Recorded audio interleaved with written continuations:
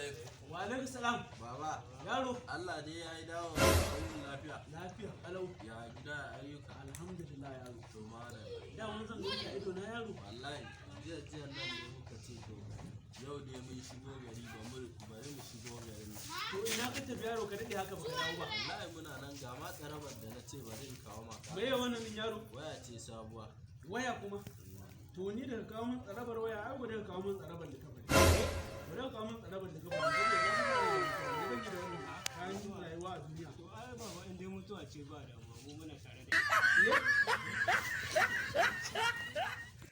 Baban nawa za ka sa ya gudu? An mare ka.